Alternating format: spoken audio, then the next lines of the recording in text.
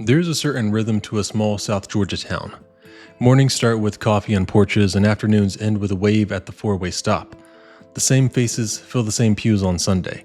The same surnames sit on booster rosters and bank signs. Everybody knows who belongs to whom, and most folks can tell you who used to. News moves quicker than traffic on the courthouse square. By supper time, the story on the street can feel settled, even when no one truly knows a thing. One late summer week, that rhythm faltered. Porch lights stayed on a little longer, and night sounds carried a little farther. Sirens broke the heat, and suddenly the familiar map of town felt different. People spoke softer at the diner. They traded looks at the gas pumps. The questions were simple and heavy. What happened inside that house? Who knew what and when? How far could faith, money, pride, and family pull against one another before something finally snapped? To unravel the mystery of this family tragedy that can be compared to stories as old as the Old Testament, we need to go behind the headlines.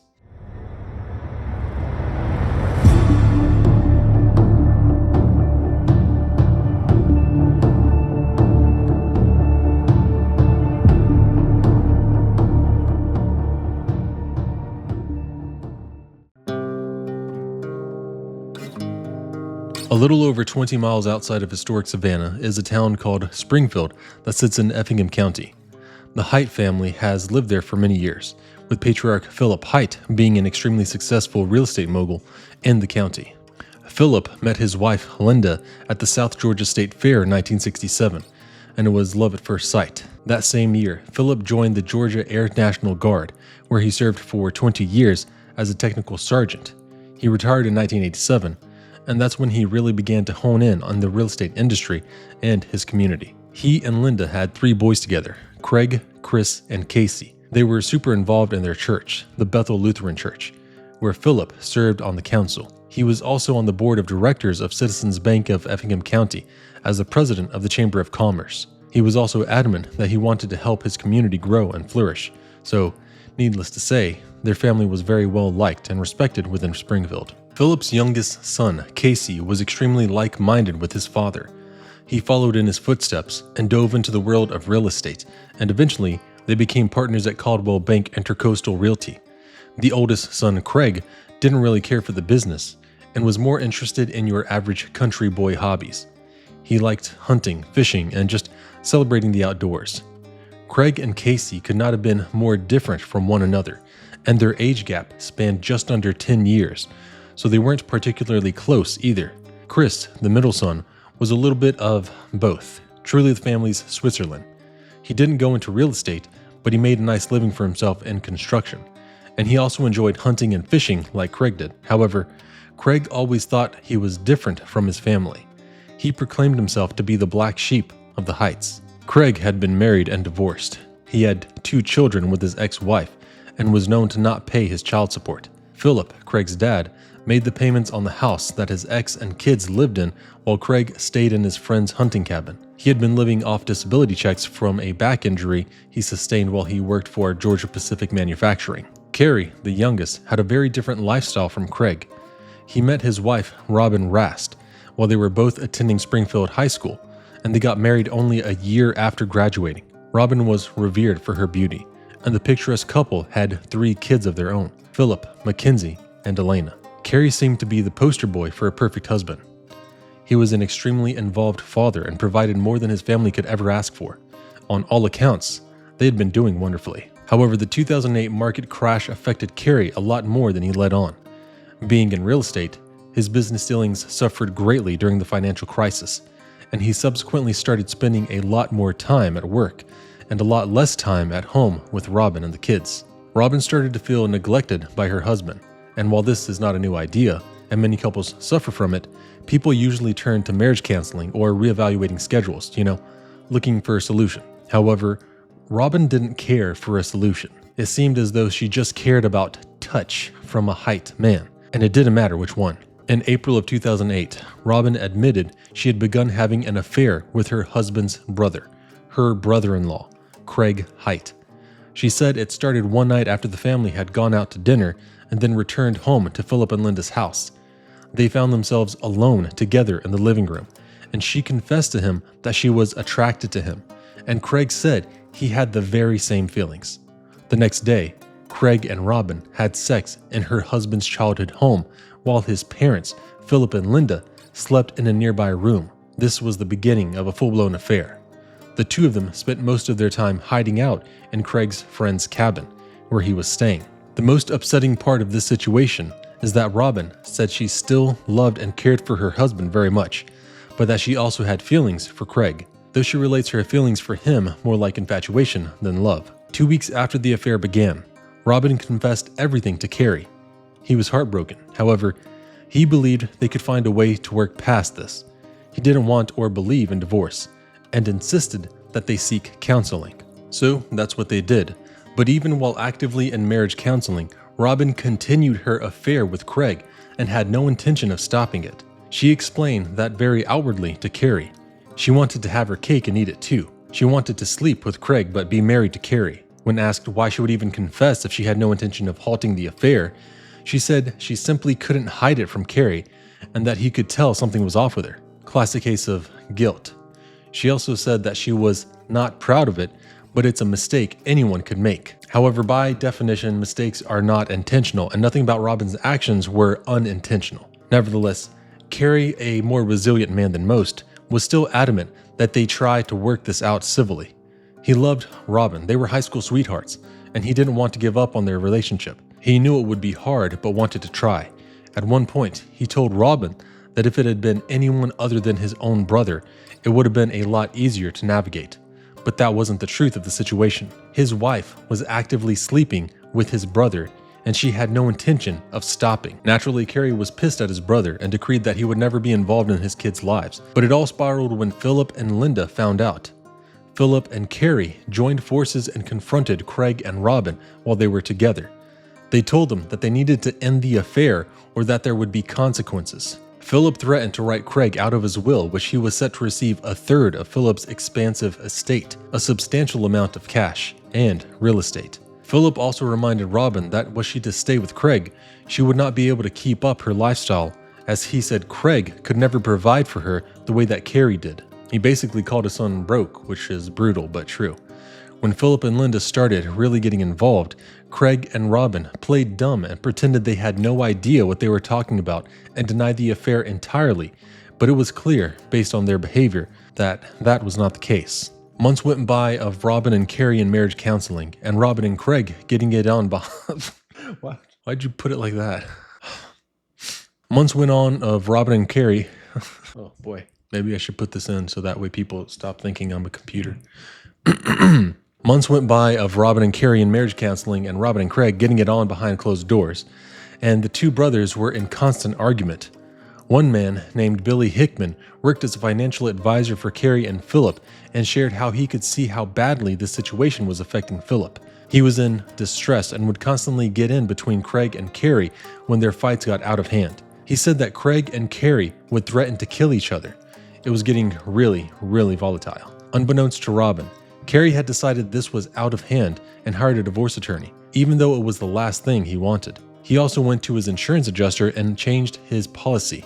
Upon his death, Robin would have received $3.5 million under the policy, but amidst the drama, he removed her as the beneficiary and set it up to go into a trust for their children instead. He also wrote her out of his will, and Philip changed his will too.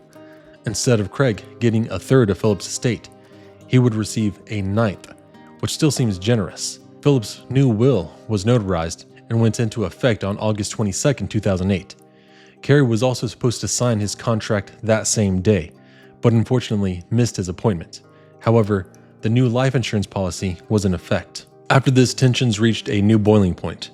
Craig had brought a gun to his dad's house and confronted Carrie. It's funny because what would he need to confront Carrie about? Was he mad that he didn't want him to sleep with his brother's wife? It's crazy. How dare you? Following that, they got into a fist fight, and Philip broke it up, but no one was happy. The following night, Robin was meant to go to an adult slumber party for a teacher at a local elementary school where Robin worked as a teacher's aide, but one of the teachers got sick and the party was canceled. Instead of going home and telling Carrie that it was canceled, she decided to sleep over at Craig's place. Excuse me, let me correct that. She decided to go sleep over at Craig's friend's place where Craig was living. The two apparently stayed up late talking about all the drama in the family, caused by them, and specifically about how irritated they were with Philip's meddling and trying to control the situation. Philip, as a father, was just concerned about the well-being of his family, and no one wants to see their child suffer through marital problems. Craig told Robin that night that he hated his dad and that he wouldn't piss on him even if he was on fire. He also said that Philip and Carrie needed to be careful, or else he would go old school on them. Robin didn't think much of these threats. She said she just thought they were just a way for Craig to vent. She was wrong. The next morning, Craig and Robin woke up to the sound of a helicopter hovering over the cabin. They were freaked out but ultimately brushed it off. Robin later found out that the man in the helicopter was a friend of Philip's and had been hired to track down Robin to collect evidence against her to aid in the divorce. Robin spent the night after that at a friend's house, and then the next morning went home after church to make lunch for Carrie and the kids. Carrie and Robin got into a really bad fight that afternoon over Robin refusing to stop the affair. Carrie was so angry that he left the house and planned to spend the night at his parents' house, which he had never done in the 13 years he and Robin were married. Robin was upset and called Craig and told him what had happened and that Carrie was going to spend the night at Philip and Linda's house. Either she told him this intentionally, knowing what she was doing, or she had no idea what would come next. Around 3:30 a.m. on August 25, 2008, a troubling call came through dispatch. Sheriff Jimmy McDuffel responded, and he knew right away that any urgent call in the middle of the night meant nothing good. It was only when he was en route to the caller that he realized he was on the way to the Heidt family home, a family he had been exceedingly close with. Linda Heidt placed the harrowing call, and it took the operator around 6 minutes to figure out the address of the emergency because it was so hard to understand what Linda was saying. There was something she said that was perfectly understood. She and Philip had both been shot. 911. Help! Can I help you? What's wrong? I'm shot. You're shot. Yes, How did you get shot, ma'am? I don't know. Husband shot too. Your husband shot too? Yes, Who else is in the house with you? son. Your son? Yes, Did he get shot too, or you don't know? I don't know. Do you know who shot you? No. Okay, just stay with me, honey. I got somebody coming to you. Just stay with me, okay? She was so hard to understand in the call because Linda was gurgling on her own blood. Though she was alive, she had been shot in the side of the jaw with a shotgun buckshot. Linda had been up late that night doing a puzzle. She got up to go to the bathroom and she heard the first shot. At first, she didn't think it was a gunshot and thought something was wrong with Philip's CPAP machine. She had always had a fear that lightning would strike their house and hit the machine, so that's where her brain first went. She exited the bathroom and saw Philip, bloodied and shot in the face with a shotgun. The intruder then swung to face Linda. The barrel pointed directly at her face, but she turned her head to the side, likely trying to avoid seeing the horror scene in front of her, and as she was turning, the shot was fired. If she hadn't turned, the shot would have likely killed her, point blank. She fell to the ground and was immediately rendered unconscious. Due to the way she fell, the killer likely thought she was dead, but when she regained consciousness, she saw all of her blood and her teeth littering the ground next to her. She said she remembered feeling heavy and that her clothes felt thick with something wet, and the smell of gas invaded her nose. Later on, she wrote that she now knew what hell smelled like: gasoline and gunpowder. Despite having just been shot in the face at an extremely close range, Linda managed to make her way to the landline in her bedroom, just feet away from where Philip lay murdered. When Linda reached the phone, she couldn't get a dial tone. The phone lines had been cut. She managed to make her way to the kitchen to her purse, where she had her cell phone, and that was when she made the call to 911. While waiting for EMS and deputies to respond, Linda held her neck and jaw closed as best she could to keep the blood subdued. But when deputies arrived, they cleared the house and confirmed that the killer had left. They found Carrie dead in the bed of his childhood room. He had also been shot in the face with a shotgun from close range. It looked like he had sat up in his bed, likely after hearing the first two shots. The shots were confirmed to have been taken from about 2 feet away from each individual. Sheriff McDuffel knew this was not a normal case for Effingham County, and he immediately called the GBI. The other problem was that he knew he couldn't lead the case because he was too close to the family, and it was too much of a conflict of interest. Eugene Howard was the first GBI agent on the scene, and he immediately thought something was off. He stated how the scene looked like it had been set up to a stage robbery, but nothing was taken. There were valuable items left strewn about, and even cash on the surfaces that weren't touched. Considering the phone lines being cut, nothing being taken, and a window pane being non-strategically smashed in, it seemed obvious that someone wanted the scene to look like a random, unmotivated crime, but that couldn't have been further from the truth. The intruder also had spread gasoline all over the house and the bodies, including Linda, who was alive even though she was unconscious. What's interesting is that a match was never lit. The gas had been spread, likely with the intention of setting the home and scene aflame, but it was speculated that the killer was getting ready to strike the match, but then heard Linda, very much alive, and got spooked and left without finishing the job. Word of the murders spread like wildfire through Springfield, as it usually does in small towns, but very few people knew about the big secret the Heidt family was harboring about the affair. The cops didn't even know about it at this point. So at first, the GBI investigated a house on the same street where a drug dealer lived and had been running a meth ring, but he was quickly cleared. So then they did the next natural step. They did a deep dive into Philip's real estate holdings and business deals. As we've seen in other cases, people who are scorned by those in positions of power often have adverse reactions, and that's what the GBI thought may have happened here. However, they found absolutely nothing when digging through Philip's business. They actually found that he was revered in the business and known for his honorable practices, and that he hadn't wronged anyone or made an enemy of anyone.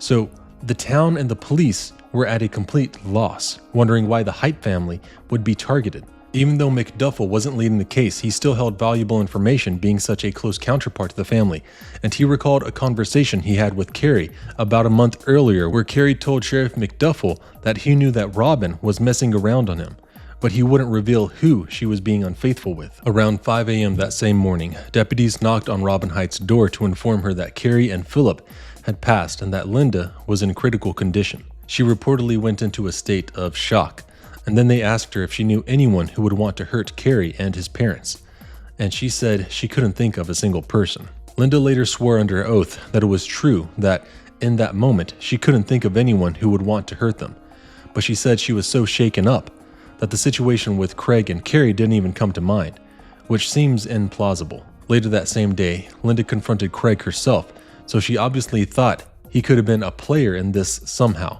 but he said that he couldn't believe she would even ask him that. She didn't like that answer and demanded a yes or no from him, and he told her no, he did not kill his brother and father, and attempted to kill his mother. Robin testified that she believed him because she couldn't fathom that he would do such a heinous thing. But after the truth came to light of the affair, the police had their sights set on Craig. He hasn't said to me, I did it, or, my God, if he had told me that he had done it, I would have called you. I mean, honestly, I just did not believe that he would do that, or could do that. I can protect you, you tell me the truth. You bullshit me, I'm not going to be able to protect you. But I'm going to tell you something. If he did do this and he thinks you told us something, do not think for 1 second that he will not walk up in your house and shoot you in the face just like he did them. If I knew something, I would have told you that day that you first questioned me. I would not lie to you about a murder. There were a couple of different things that made Craig the main suspect. Obviously the affair drama, but also how personal the crime seemed. Mother, father, and brother, all shot in the face from only 2 feet away. That's a crime of passion, not a crime of opportunity. There was something even more incriminating left behind though. A key was left in the deadbolt to the back door, the same door through which a window pane had been smashed to make it look like a break-in. The Heidt family always kept a spare key on their mantle, but that one was still in the same place it always was. They also kept a key outside on top of their AC unit. That one was the one in the deadbolt. So not only did this prove that the smashed window pane was a farce and that there was no need to force to enter the home, it also showed that whoever broke in had knowledge of the spare key. The location of the key was reserved for family members. This is when police started to really hone in on Craig Heidt and put together a timeline. They believe he had opened the door using the spare key and walked straight into Carrie's childhood bedroom and shot him. He then quickly moved to his parents' room where he shot his father and then his mother where she emerged from the bathroom. They think he then retrieved a gas can and doused the house and bodies in gasoline, still under the impression that Linda was dead due to her unconsciousness. They then theorize that he put the spare key in the deadbolt to lock the door from the outside and broke the window pane. Then, it's speculated he heard Linda or perhaps sirens and panicked, leaving the key in the deadbolt and not lighting the house aflame. Instead, he fled. Linda was promptly transported to the hospital in Savannah and was placed in an induced coma. She was in critical condition and completely unable to speak. When she was in the hospital, both Craig and Chris visited her daily, but they would only visit separately, and there was a guard at her door at all times. The guard mentioned that when Chris would visit Linda, Linda seemed happy and would even attempt to smile despite her disfigurement. He also noticed that when Craig came to visit, she showed no emotion, and that there was one instance where he held her hand and told her that he loved her, and her eyes went wild and the blood pressure machine started to go up rapidly, and she began to shake. Linda later denounced this entire interaction, claiming that it was ridiculous and it did not happen. She said that despite all the recent drama in the family, she did not believe Craig had done this. When she was shot, she didn't see anything except the gun. She did not see the killer, but also did not believe it to be her son, and she claimed that she intended to stand by his side throughout the inevitable trial. Craig, likely desperate to seem innocent, tried to appear as helpful to the investigation as he could, but he likely just incriminated himself even more. He was super compliant to a search of his cabin, but, unprompted, offered to the police his shotgun, jerry can, and a pair of boots were missing from his shed. The police also searched his truck and found shotgun shells that matched those of the shotgun used in the killings. However, the ones they found were unspent, so ultimately they proved nothing. While all of this was going on, the entire community of Springfield was under extreme duress. As aforementioned, the affair was not public knowledge, and nobody was aware that Craig was the primary suspect, so the community believed that this was a random act of violence and that there was a crazed murderer on the loose. So Sheriff McDuffel made a statement to the county, letting everyone know that the only targets were the Heidt family, and that the people of Effingham County had no reason to be afraid. In that statement, he still released zero information on who they believed the suspect to be. Months had passed and still no arrests were made. However, given that Springfield was a small town and gossip is a form of currency, people started learning about Craig and Robin's affair. As we've seen in many cases before, the public decided for themselves that Craig was guilty as sin.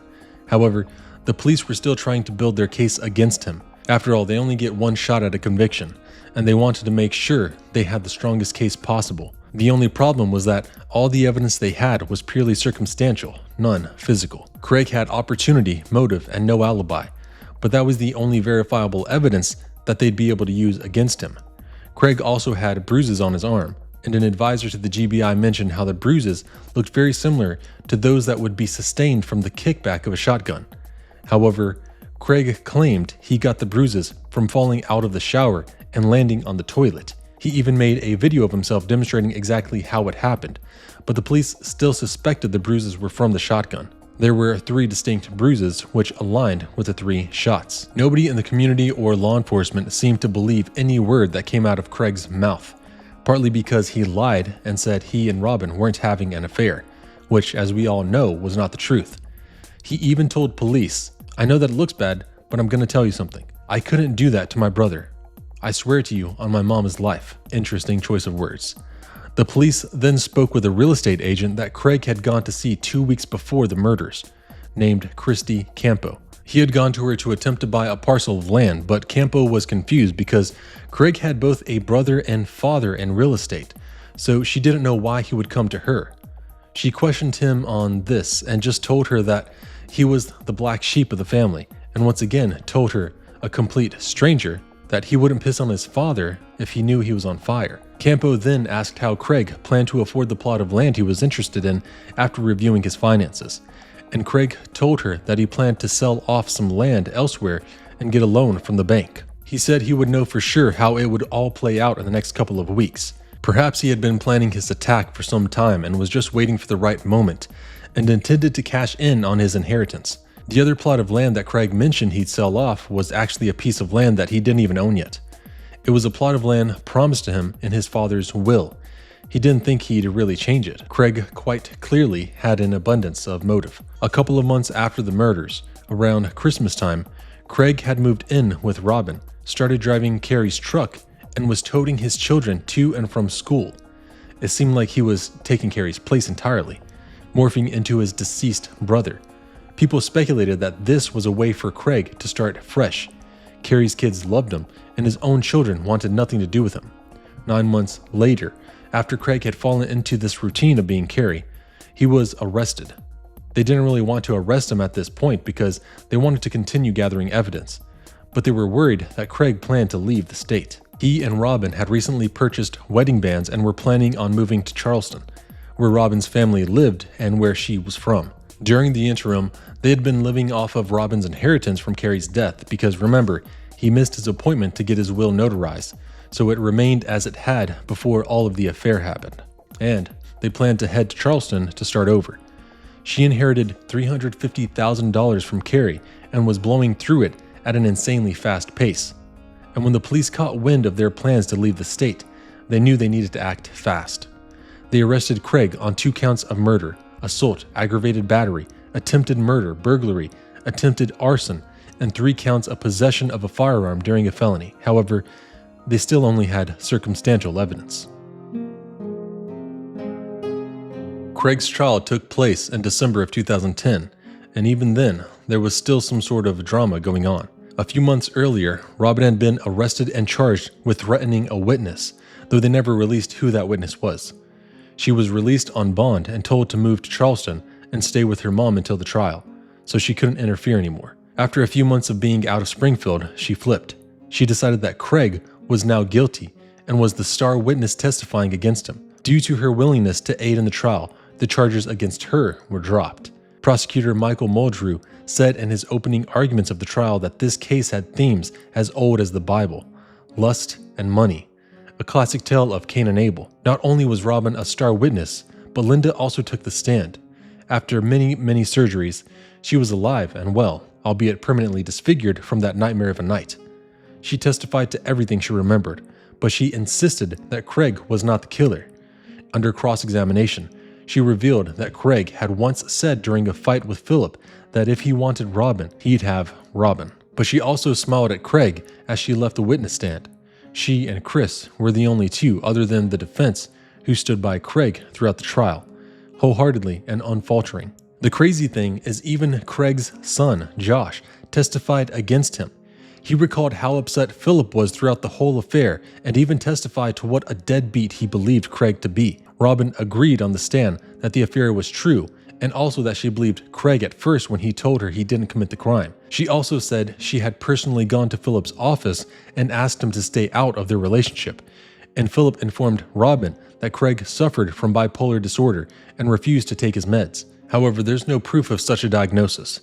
Philip gave it to Robin straight and told her that she needed to reevaluate her life and think again about what she was doing to her family. He also revealed to her that Craig had been sleeping with 2 other women at the same time, which turned out to be true. He also, once again, reminded her that Craig could never give her the life that Carrie had. She recalled on the stand when Craig was pissed about the helicopter spying on them and how he threatened to go old school on his brother and father just days before the murder took place. She even admitted that she called and told Craig about the fight she and Carrie had the night of his death and gave him the information that Carrie would be sleeping at Philip and Linda's house. Robin and Craig were the only 2 who would have known Carrie would be there. Given all of this, it really seems like Robin may have played a bigger part in these murders than initially expected, and the jury thought so too. They were confused why she wasn't charged as an accessory for giving him all of the information he needed to take out his father and brother in one fell swoop, the day after he had threatened to harm them both. The jurors were distraught by this. One said, Robin Heidt was a manipulative person who stopped at nothing to get what she wanted. Another one chimed in saying, she played him like a fiddle. It's hard to disagree with these statements. The facts speak for themselves. The prosecutor addressed these claims and said he did not arrest her because there was really no evidence against her, and he said that, based upon her testimony that she gave against him, it did not appear at the time that she was participating in any plan. He was then asked if he personally believed she was involved in any capacity if he believed her statements.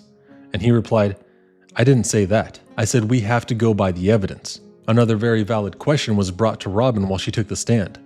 She was questioned as to why she changed her mind about Craig's involvement. She said months later she asked Craig again if he had anything to do with it, and he told her that he had made amends with his father and brother and that they had forgiven him. Apparently him saying this is what changed her mind, as she believed Carrie and Philip had not had a change of heart. Because during that final fight before Carrie went to sleep at his parents' house, he exclaimed that he felt an irrepressible amount of hatred for Carrie for what he had done to his family. You don't go from hatred to forgiveness in a matter of hours. During the closing remarks of the trial, Prosecutor Mulgrew told the jury that Craig not only wanted his brother's wife, but he also wanted his life. He wanted the loving children, the nice truck, the big house, and a bigger bank account, and he would kill to get it. Mulgrew said, "He is living in his dead brother's house, sleeping in his dead brother's bed, next to his dead brother's wife. He is taking his dead brother's children to school, and he's driving his dead brother's truck. He has become, for all practical purposes, Carrie Heidt." However, the defense followed up with a very valid point about how all of the evidence against Craig was purely circumstantial, and the jury couldn't help but agree. One particular juror felt very strongly about this aspect of the case, but mentioned that the bruises and circumstantial evidence were plenty good enough to change his mind. The jury was also very much against locking him up without even having the murder weapon, but his history of lying and the fact that he offered the information of his shotgun being missing unprompted swayed the jury. Those three items, the shotgun, the jerry can, and Craig's boots, were never found. He might have stood a chance during this trial if he had never admitted that they were missing. After all, how would the police know they were supposed to be there in the first place? After hours of grueling deliberation, Craig Heidt was convicted and sentenced to 2 life sentences, plus 85 years.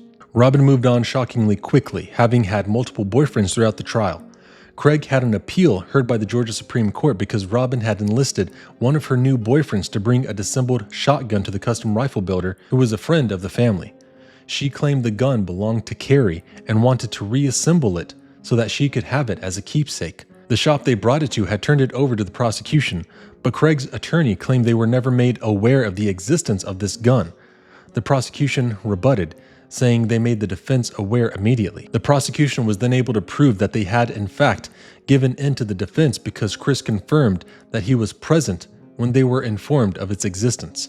Chris wanted to clear his brother's name and thought this gun may be the way to do so, but the defense declined to have the gun tested as evidence because 5 other shotguns were also brought in, and without the spent shell casings from the crime scene, there was no way to prove that any of these guns were the murder weapons. The Georgia Supreme Court agreed and upheld the original conviction.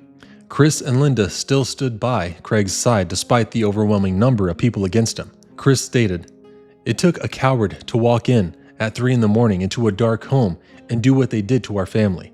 That's not Craig. Craig's not a murderer." Linda was also asked if she was 100% certain that Craig was not the murderer, which meant a lot considering she was there and was the only victim to make it out alive. She said, "Yes, I am. I know my child. I know the man he is. I know the heart he has. He does not have a cold-blooded heart. I can be certain Craig did not do this to our family. As a mother, I could not sacrifice the son who was killed and my husband who was killed to protect another son if I really thought that son did it." Nevertheless, Craig is spending his days in prison with no chance of parole. Small towns remember more than they record. Long after paperwork gets filed and headlines fade, people carry their own versions of what happened and why. Maybe that is the truest part of stories like this. We heard timelines and motives, and we saw how quickly a community can move from whispers to certainty. You have the same pieces we do, and you can sit with them the way a neighbor sits with a cup of coffee on the porch. Do you think investigators were too quick to decide, given how much we assumed and how little we nailed down? Or was the speed a product of fear, grief, and the need to restore order before the sun came up again? There's also the question of conviction that lives outside the court. Did Linda truly believe Craig was innocent? Or did a mother's love simply outshout the noise around her? In a place where church doors are open and last names carry weight, belief can be both refuge and armor. We will not tell you what to choose. We ask you to weigh character against circumstance and memory against proof. And here is one simple life tip. If you do not want your world to fall apart, be faithful to your partner. It's cheaper than lawyers and kinder to everyone. This has been Joshua John with Behind the Headlines, and until next time, stay safe.